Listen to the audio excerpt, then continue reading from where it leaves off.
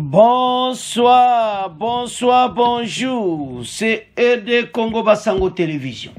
Comme toujours, avant de commencer notre émission, nous disons merci à Dieu. Nous disons merci à nos chers abonnés et téléspectateurs qui nous suivent partout dans le monde et en RDC. Bande Konanga, soyez les bienvenus.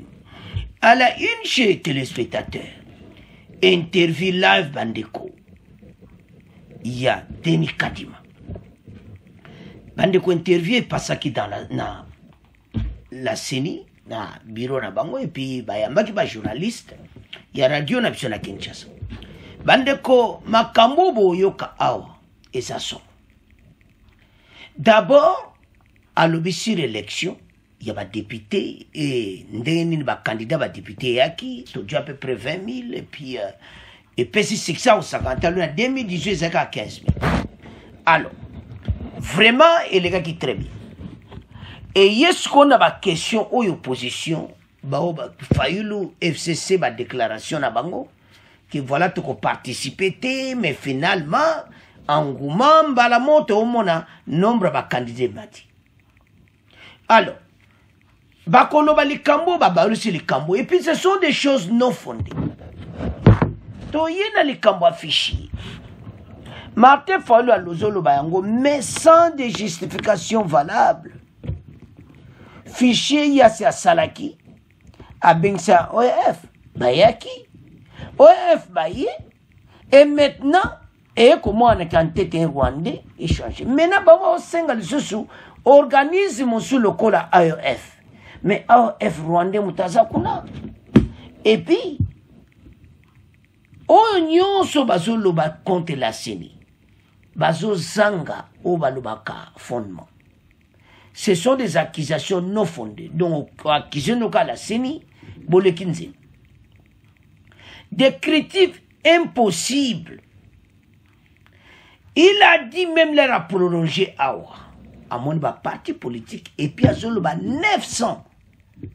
Ce qui 900, donc à la tête comme 1000 partis politiques dans RDC. 900 et quelques partis politiques. Et puis, soit Zotala, Boba Zolo Makambouana, donnons un exemple. Autre Bakanga Kiba, matériel, la voiture, na Chikapa et tout ça. Bazakiba, Bataseni, un accident salami. Basakina ba machine ezaki bata seni mais ba meme onde mususuke eza bata non Denis Kadima éclairé population mais avant de continuer musindo to la nano interview oyo bon to avancer l'émission pour tous qui nous suivez également sur nos plateformes numériques. Bienvenue à cette édition spéciale avec Monsieur Denis Kadima, président de la Commission électorale nationale indépendante.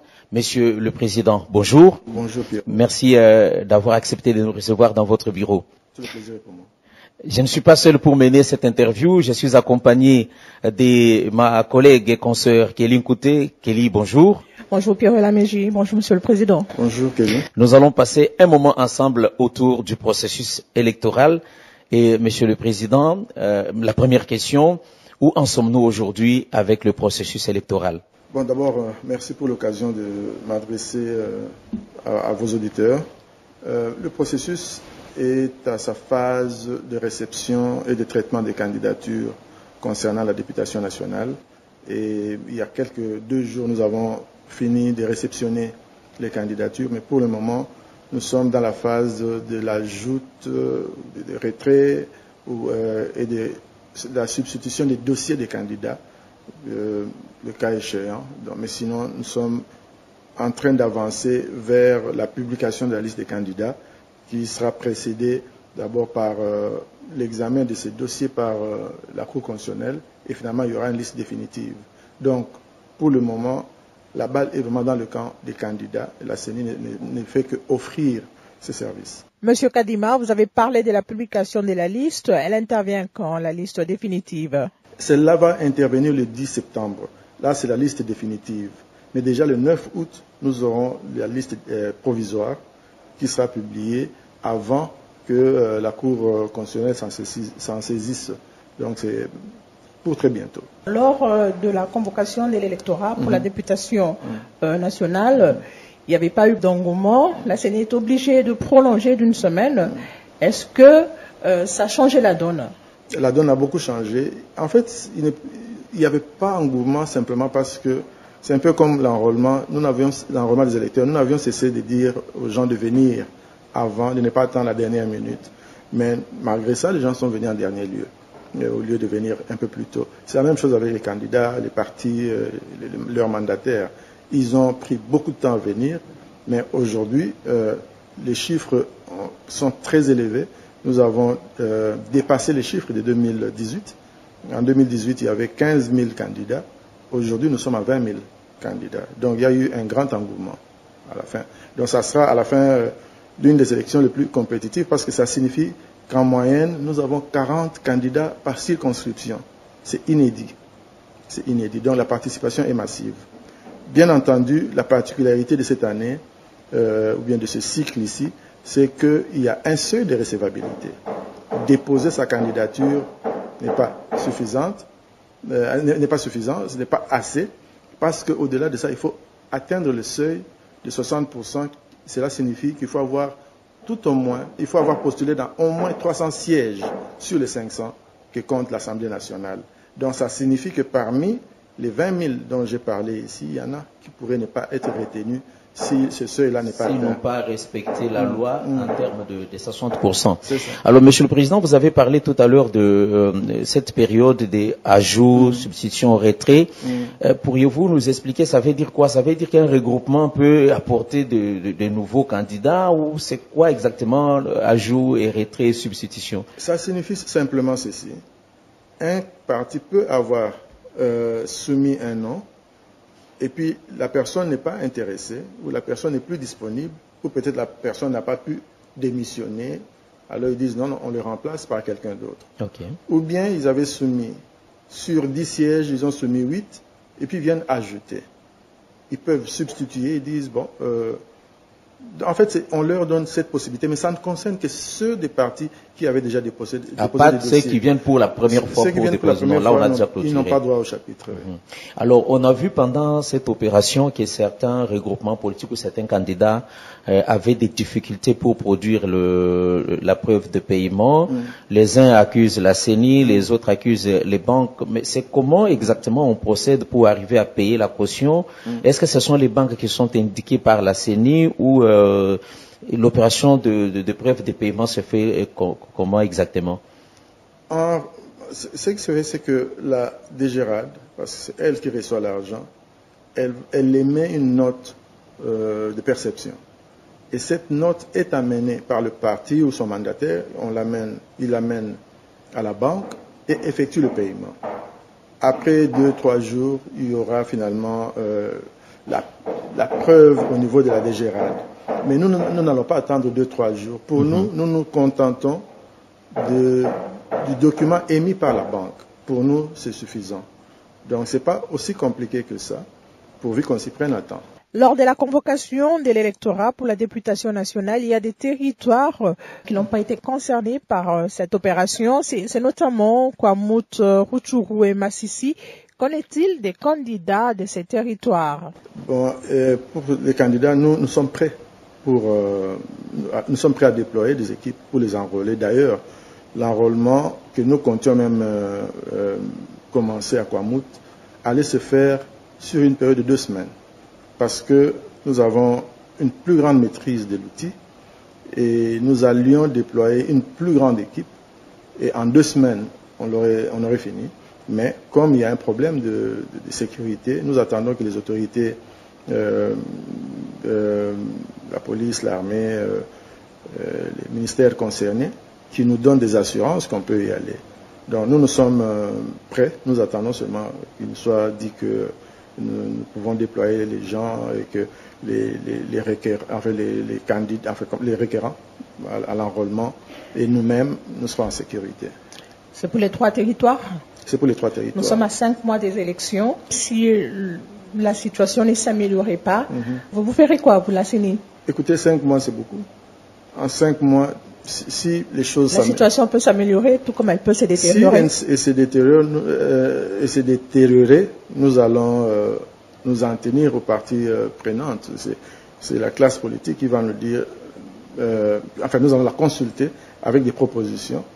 Et voilà. Mais l'idéal pour nous, c'est de déployer les équipes pour enrôler et aussi prendre les candidatures de ceux qui veulent se présenter.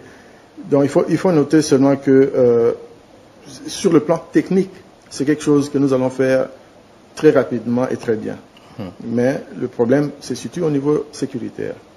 Alors, puisque vous avez parlé des parties prenantes, je pense qu'on peut aborder déjà la question sur cette méfiance qui existe entre la CENI et certains partis de l'opposition. On accuse la CENI de préparer une fraude massive. L'opposition avait ses revendications, notamment l'audit du fichier électoral par une organisation internationale. Ce qui n'a pas été fait. La réponse de la CENI était négative. Pourquoi, Monsieur Kadima? Bon, d'abord, par rapport aux accusations contre la CENI, vous devez comprendre que pour bien accuser quelqu'un, il faut porter sur la place publique ce que vous lui reprochez. Exactement. Sinon, on glisse dans l'arbitraire. Parce que vous pouvez ne pas me faire confiance, mais pour m'accuser, il faut apporter des preuves que je suis en train de me comporter comme il ne faut pas. Voilà. Donc, mais quand je fais un peu un pas en arrière, je vois un peu les cycles passés, je me rends compte qu'il n'y a eu jamais une relation d'amour complet entre certains acteurs politiques et la CENI. Donc, au départ, la CENI est soupçonnée de faire quelque chose de mauvais. Moi, je pense que la CENI actuelle, je ne peux pas parler de CENI des équipes qui nous ont précédés. Nous avons tout fait pour rassurer les parties prenantes. Mais, vous savez, les partis ont leur stratégie.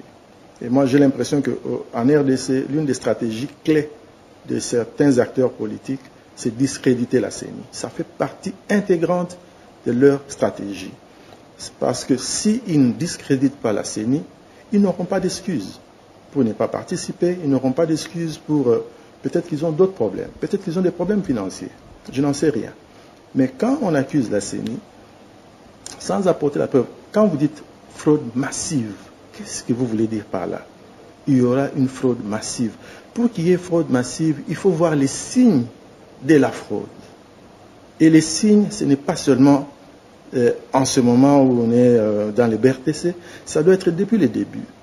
Nous avons tout fait pour rassurer les parties prenantes, mais il y en a qui ont choisi de nous discréditer. Donc c'est une stratégie contre laquelle je ne peux rien. Alors, mais cette demande d'auditer à nouveau le fichier électoral, ça pourrait rassurer tout le monde. J'en arrive. Non, il y a lieu de comprendre une chose. La CENI a publié son calendrier le 26 novembre 2022.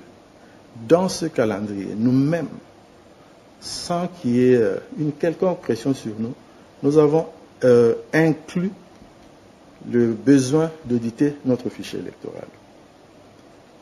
Et puis, à partir du début de l'année, c'est-à-dire nous avons sorti le 26 novembre, dès janvier, février, nous écrivions déjà à la francophonie. Nous avions déjà pris contact avec la francophonie pour qu'elle vienne justement conduire cet audit. Et la francophonie n'a pu venir qu'au mois de mai, parce qu'ils étaient aussi occupés ailleurs. Et quand ils sont venus, certains des compatriotes n'ont pas voulu d'eux. Mais on était déjà au mois de mai, et nous avions un délai, et nos délais sont stricts. C'était du 15 au 20, 6 jours. C'est ça. Et ils n'ont pas pu faire ce travail. Officiellement, ils ont dit que c'est parce que 6 jours n'étaient pas assez. Mais à nous, lors du debriefing, c'est-à-dire quand ils sont venus nous rendre compte avant de partir, ils ont dit qu'ils ne pourront pas faire ce travail-là, simplement parce que les Congolais ne voulaient pas d'eux. Ils nous ont dit la vérité, qu'ils ont peut-être choisi de ne pas dire sur la place publique, mais à nous, ils ont dit ça. Et là, nous sommes déjà au mois de mai. Il fallait aller très très vite, sinon notre calendrier allait être affecté. C'est-à-dire qu'il y a quelque chose que les gens oublient, ceux qui réclament aujourd'hui le fichier, l'audit du fichier. ils refusent de reconnaître que la CENI avait déjà pris toutes les précautions pour qu'un organisme international qui a déjà fait ses preuves dans ce pays vienne. Le malheur, c'est qu'ils n'ont pas pu faire ce travail-là. Mais cette faute-là n'incombe pas la CENI. Et la CENI devait parer au plus pressé. Nous avons lancé un appel à candidature et nous avons recruté des gens compétents qui ont fait un rapport de 138 pages, lequel rapport n'a jamais été critiqué. Son contenu n'a jamais été critiqué. Donc, des gens qui n'ont pas pu critiquer le contenu sur le plan de sa valeur, de sa pertinence, réclament notre audit. Si on nous avait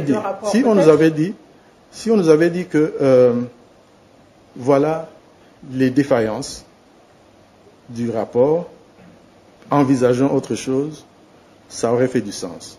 Mais quand on vous dit, non, ce rapport-là a été rédigé par vos amis, et voilà, nous n'en voulons pas, du coup, ça pose un problème pour que nous puissions trouver que c'est un argument sérieux. Alors, Monsieur le Président, est-ce que vous pensez que ces climats qu'on peut appeler des méfiances peuvent avoir un impact sur le processus à la fin?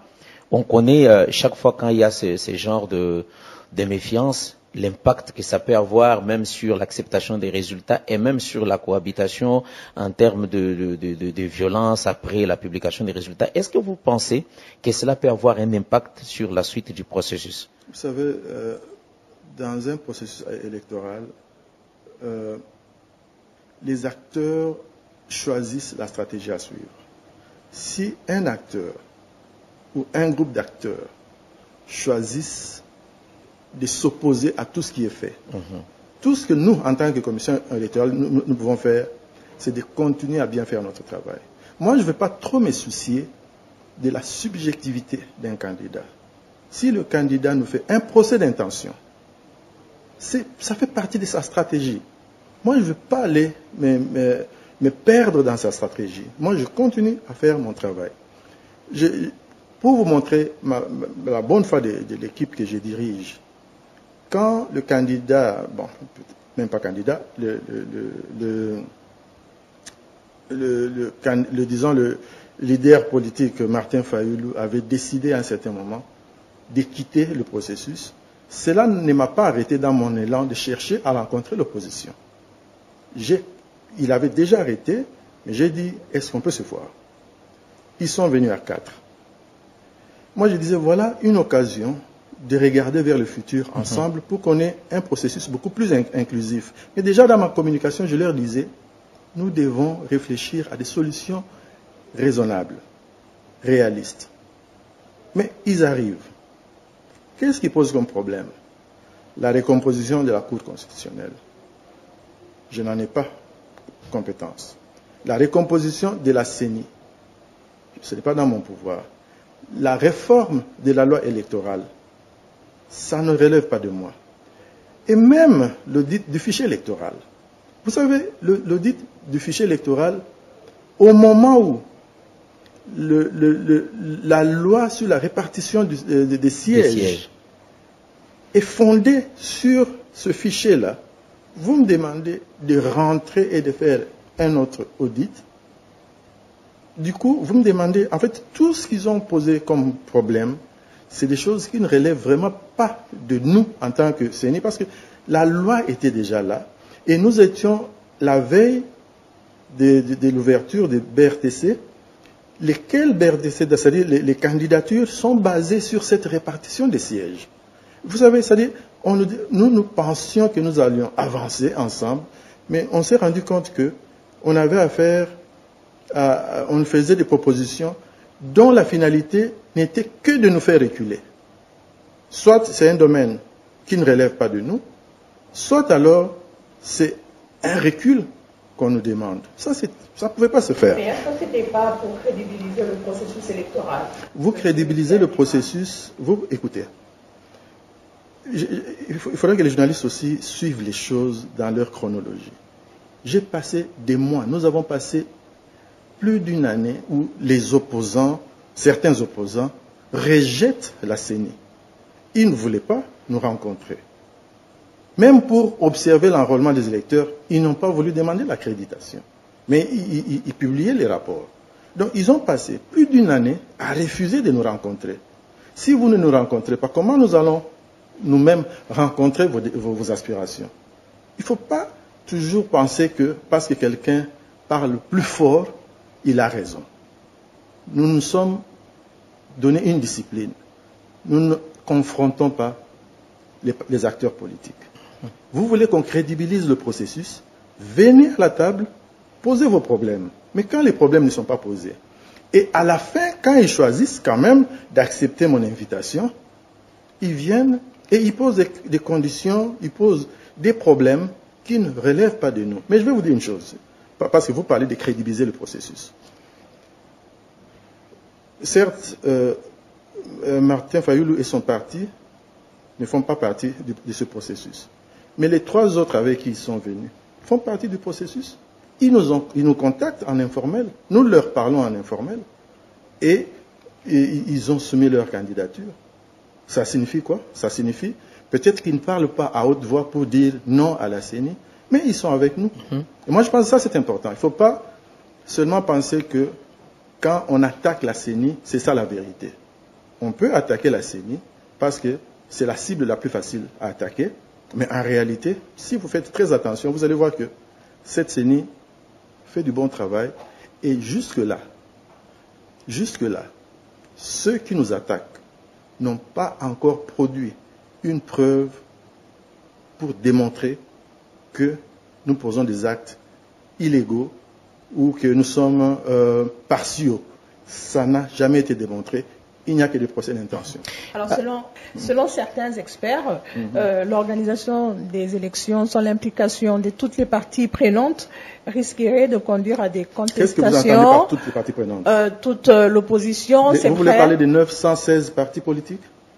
Ils ne font pas partie du processus? Mais je vous dépose la question, parce que vous dites qu'il faut toutes les parties prenantes. Moi, je pose la question. Nous avons 916 partis politiques. C'est pas 919 parce que ça augmente chaque jour. Alors vous allez dire que toutes les parties prenantes sont dedans. Si nous avons tout ce monde-là. Vous faites allusion à qui lorsque vous parlez des parties prenantes de la CENI?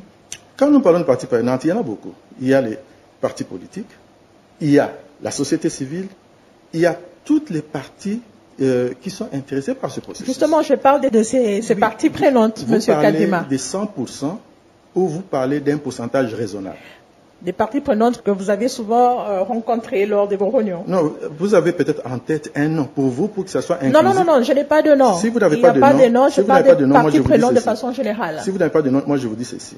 Nous avons 40 candidats par circonscription pour la députation nationale.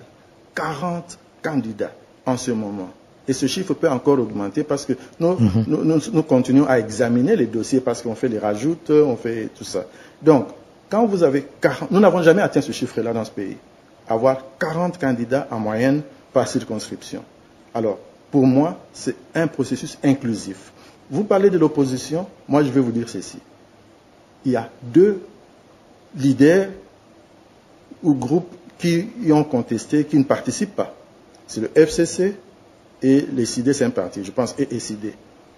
C'est tout. Mais entre-temps, les autres opposants, ensemble, en vol, LGD, oui. LGD, comment Mosito, c'est... Nouvel Élan. Ils participent. Il y a d'autres opposants aussi qui participent. Il y a la majorité qui participe. Si pour vous, la participation signifie un individu, alors là, nous ne parlons pas le même langage. Monsieur le Président, je crois peut-être qu'on pourra évoluer. Est-ce qu'aujourd'hui, vous estimez que la question de toutes les discussions politiques peut arriver à repousser l'organisation des élections au mois de décembre? La question politique, par exemple, que ce soit les parties prenantes qui discutent, qui rejettent la CENI, qui ne sont pas d'accord, est-ce que cela peut avoir un impact en définitive pour dire non, voilà, on ne peut pas le faire au mois de décembre? Écoutez, moi, je suis l'organisateur des élections. Je ne peux vous parler que des questions techniques. Sur le plan technique, en dépit de tout ce qu'il peut y avoir comme difficulté sur le plan logistique et tout cela, nous sommes prêts et quand nous disons que nous sommes prêts, la meilleure façon de vérifier cela, c'est de regarder, de lire notre calendrier. Et vous allez voir que nous sommes vraiment sur la voie de la tenue des élections à la date prévue. Toutes les conditions sont réunies. Toutes les conditions sont réunies. Et même celles qui ne sont pas réunies, vous devez comprendre que les conditions sont réunies au fil des jours. Voilà. Donc, sur le plan technique, nous sommes vraiment en bonne position pour tenir les élections à la date prévue. Sur le plan politique, personnellement, je ne vois pas de problème pour qu'on n'ait pas des élections parce que je viens de vous dire que nous avons 20 000 candidats. 20 000. La dernière fois, en 2018, il y en avait 15 000. Nous avons 5 000 de plus. Donc, personnellement, sur le plan politique et technique, je ne vois rien qui puisse nous arrêter. Et puis parce que n'oubliez pas une chose, boycotter une élection, c'est aussi une façon de s'exprimer, c'est un choix.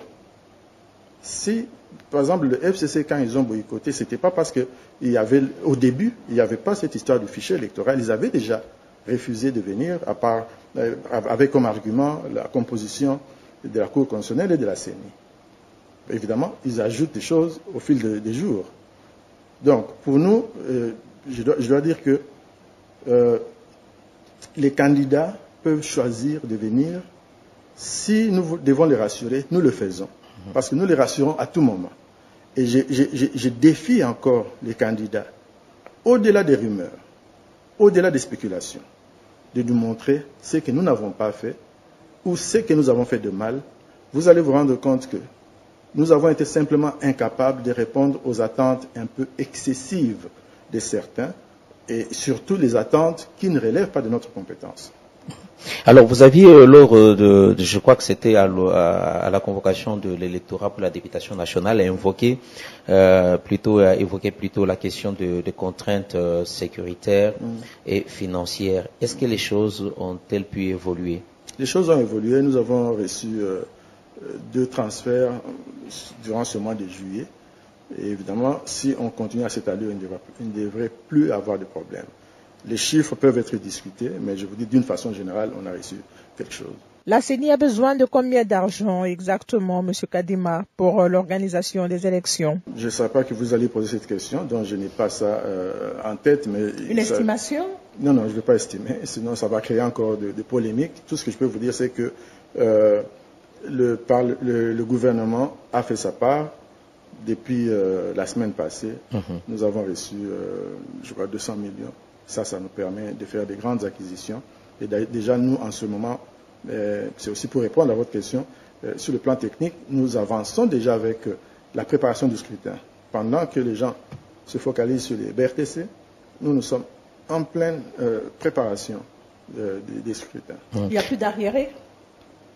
Il n'y a plus d'arriérés. Je vous ai dit que je n'ai pas les chiffres sur moi, mais les arriérés, il y en a, mais ça ne nous empêche pas de travailler. Parce qu'avec ce transfert qui a été effectué, nous pouvons faire beaucoup. Alors, parce que vous avez dit, vous vous attelez déjà à préparer les scrutins. On sait qu'on en aura l'autre fois, on en avait 3 présidentielles, législatives nationales et provinciales, et maintenant on ajoute on peut dire l'innovation, parce qu'on va vivre pour la première fois les municipales. Est-ce que sur les plans du coût et sur les plans opérationnels, la CENI est-elle prête pour affronter ces défis dans une seule journée? Oui. En fait, on est prêt. Pourquoi? Parce qu'avec ce qu'on appelait avant la machine à voter, maintenant on l'appelle le dispositif électronique de vote. Ça, c'est la terminologie consacrée dans la loi. Ce n'est pas encore contesté, je pense. Quoi ça? On n'a pas encore contesté ça. Non, en tout cas, personne n'est encore contesté jusqu'à ce moment. Tout le monde est d'accord avec cet instrument-là. Il n'y a pas de souci de ce côté-là. Bon alors, je ne sais plus quelle était la question. Oui, j'ai demandé si vous êtes prêt à relever ces défis-là de ces 4 scrutins dans Non, c'est pas un problème.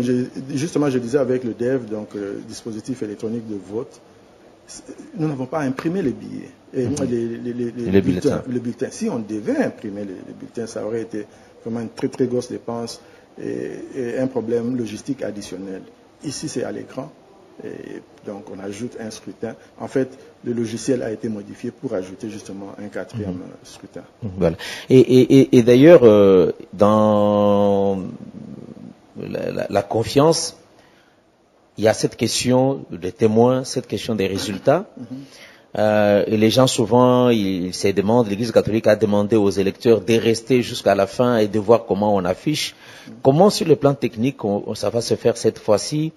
On a des résultats qui seront transmis à Kinshasa qui va donner les résultats. Est-ce que les résultats vont être affichés pour que cela quand même donne confiance aux uns et aux autres, plutôt que les gens soient surpris que non, voilà, c'est pas ce qui a été affiché, qui a été publié par Kinshasa? Oui, je pense que tout ce qu'il y a eu comme, peut-être pas tout, mais en tout cas la plupart des problèmes qui avaient été relevés lors du cycle passé ont maintenant été résolus parce que la loi est beaucoup plus explicite. Aujourd'hui, la loi est claire. Nous devons publier, d'abord nous devons donner les résultats aux représentants des partis politiques qui sont là. Nous devons publier les résultats par bureau de vote. Et tout ce qu'il y avait comme problème avant, c'est clairement défini dans la loi. Alors, ce que nous allons faire, parce que c'est que nous allons utiliser le DEV, donc ce qu'on appelait machine à voter. Et là, il n'y a pas de problème parce qu'il y a deux composantes. Il y a la composante électronique et puis il y a la composante manuelle. Donc, la machine va nous donner les résultats qui seront confrontés aux résultats du comptage manuel. Donc, il ne devrait pas y avoir de problème parce que nous allons faire les choses telles que prescrites par la loi. Parlons de la logistique, Monsieur Kadima. Comment se fera le déploiement de matériel de la CENI à travers toute la République avec toutes les difficultés que connaît le pays sur le plan infrastructure? Ça va se faire exactement comme ça s'est fait lors de l'enrôlement des électeurs. C'est-à-dire, on a un plan opérationnel et on s'y prend en temps. C'est tout ce qu'il y a. Parce que n'oubliez pas que nous sommes à notre 4e cycle électoral. Il y a une grosse expérience au sein de la CENI. Mais il y a le facteur temps. Donc nous devons nous y prendre très très tôt pour pouvoir faire face à tout ce qu'il y a comme difficulté, étant donné l'état de nos infrastructures. Et cela aussi s'ajoute aux difficultés qu'on a connues avec la période d'enrôlement où certains électeurs, y compris nous, la population, ont posé des questions sur les opérateurs des saisies. Est-ce que cette fois, le niveau de formation, avec l'adaptation des opérateurs, avec la nouvelle technologie, si on peut utiliser un peu les termes, est-ce que la CENI prend-il avant? Parce que ça, on n'a qu'une seule journée d'opération, et si l'outil n'est pas bien maîtrisé par celui qui va le manipuler, ça, on ne va pas revenir demain pour pouvoir le faire. Donc, vous avez parfaitement raison. Nous allons tirer des leçons de l'expérience avec l'enrôlement des électeurs et nous allons faire en sorte que les personnes recrutées soient vraiment à la hauteur et que la formation soit aussi bonne. Donc ça, c'est des choses sur lesquelles notre attention est focalisée. Kelly, peut-être je vais revenir. Il y a plein de questions à poser à M. Kadima, donc on va en profiter aujourd'hui pour les poser toutes. Je reviens sur le déploiement du matériel. Vous dites que ça va se faire comme lors de l'enrôlement des électeurs. Il y a eu beaucoup de problèmes lors du déploiement des machines pour l'enrôlement des électeurs. Les machines arrivaient parfois déjà foutues à cause de l'état des routes. Il fallait les remplacer. On a vu des gens avec des machines dans leur véhicule, qu'on ne sait pas comment ils se sont procurés ces machines-là. Je me rappelle, vous aviez même dit que ces gens seraient traduits en justice. La suite, on ne la connaît pas. Alors, est-ce que vous ne pensez pas améliorer un peu le déploiement pour éviter de revivre les problèmes qu'on a vécu lors du déploiement de matériel pour l'enrôlement des électeurs? J'ai l'impression que vous mélangez les choses. Non, Monsieur le Président, je ne mélange rien. Non, parce que vous parlez de la logistique, et vous évoquez les machines dans les maisons des gens. Maintenant, je suis obligé d'abord d'adresser ce point-là avant de parler de la logistique. Je parle de l'amélioration du déploiement. On a connu beaucoup de problèmes lorsque vous avez déployé le matériel. Non, écoutez-moi, quand on fait des affirmations du genre qu'il y avait du matériel dans les maisons des gens... Dans les véhicules, j'ai dit dans les véhicules. Il y a des vidéos qui ont circulé. Justement, c'est ce que je dis. On met d'abord de côté la logistique et j'adresse ce problème-là d'abord. Okay, parce que c'est une affirmation assez sérieuse. Il est arrivé à 2 reprises qu'il y ait des accidents. un accident à Chikapa, un accident à, je crois qu'à Soumbales. C'est un accident de circulation. Et les gens disent, ah, c'est le matériel de la CENI dans des mains des gens sans autorisation. Alors que c'était notre personnel qui avait le matériel. Le cas de Kasumbalé, c'était un accident c'était un accident de circulation. Donc, il y a eu beaucoup de choses qui ont été dites et ce qui est quand même assez étonnant, c'est ce manque d'esprit d'objectivité dans le chef de beaucoup de gens à qui on dit que les machines, par exemple, ça vous n'avez pas dit, mais sont dans les maisons des gens.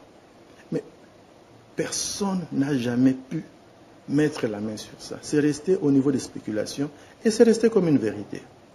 Et ça, c'est ce que nous déplorons. C'est pour ça que dans notre pays, parfois nous devons comprendre que nous ne devons pas tirer sur quelqu'un qui essaie de faire quelque chose convenablement. Il ne faut pas seulement récupérer ce que quelqu'un a dit et amplifier cela. Il faut aussi se donner le temps de vérifier au niveau de la CENI. Moi, je peux vous dire aujourd'hui, parce que comme il y a beaucoup de questions, je dois vous dire que nous n'avons jamais perdu des machines qui se sont retrouvées dans les maisons des gens. Les machines qui ont été volées, il y a eu des cas, c'est nous-mêmes qui avons découvert ça. Ça a commencé dès le début à l'Équateur, je ne sais plus exactement le nom du lieu, où des agents ont volé des machines. Mais quand ils se sont rendus compte que quand vous avez la machine d'enrôlement chez vous, vous ne pouvez rien faire, ils étaient obligés de finalement venir déposer la machine dans un bureau public et nous les avons récupérés. Parce que nous avons mis en place un système qui ne permet à personne d'utiliser les machines en dehors de notre circuit. Et puis, il y a des choses que nous ne pouvons pas dire publiquement parce que nous savions que si vous donnez trop d'éléments, vous donnez aussi des informations aux fraudeurs.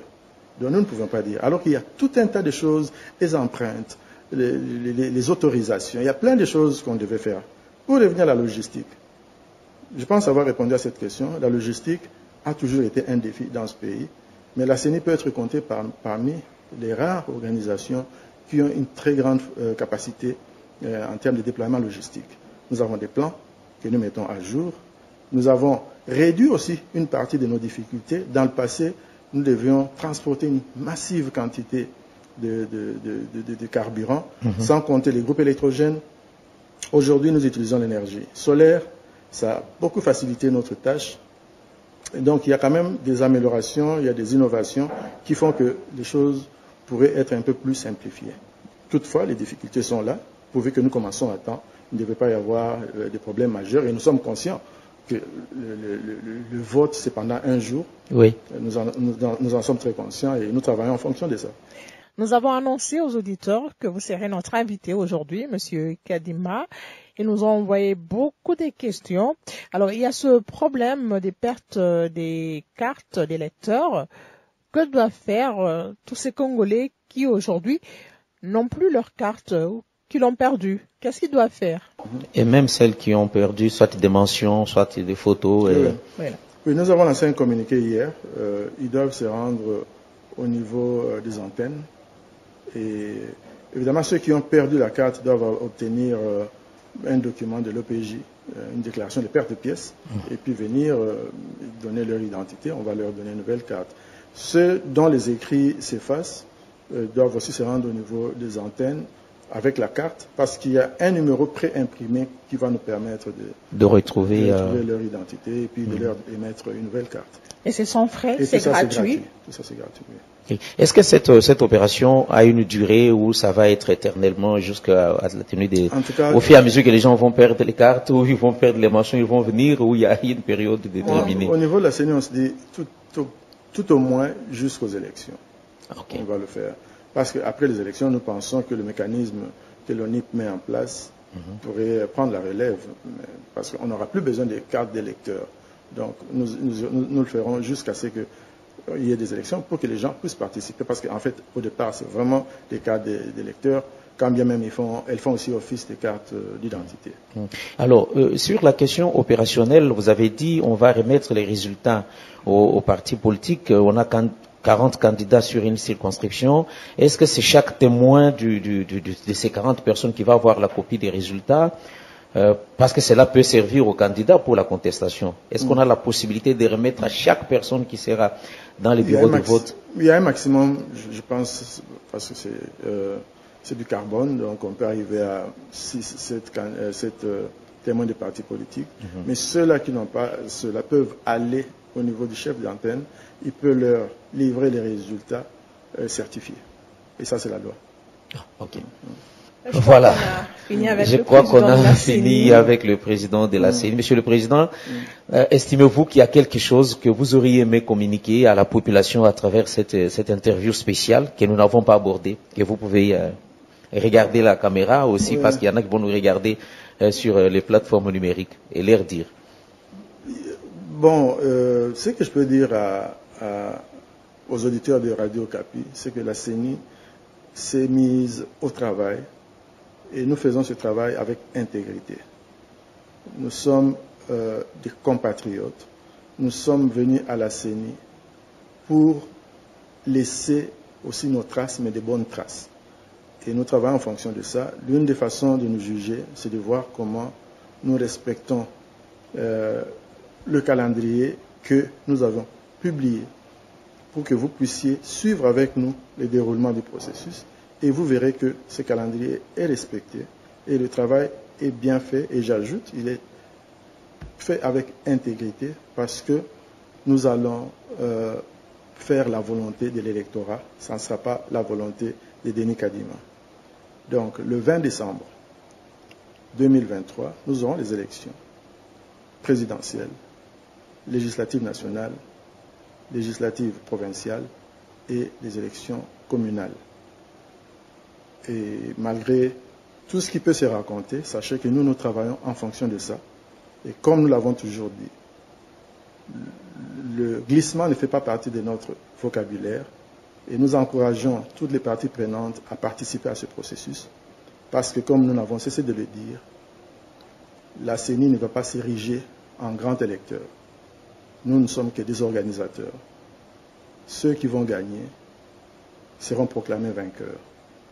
Et ceux qui n'auront pas vaincu, qui n'auront pas gagné, devront attendre 2028 dans l'espoir de mieux faire.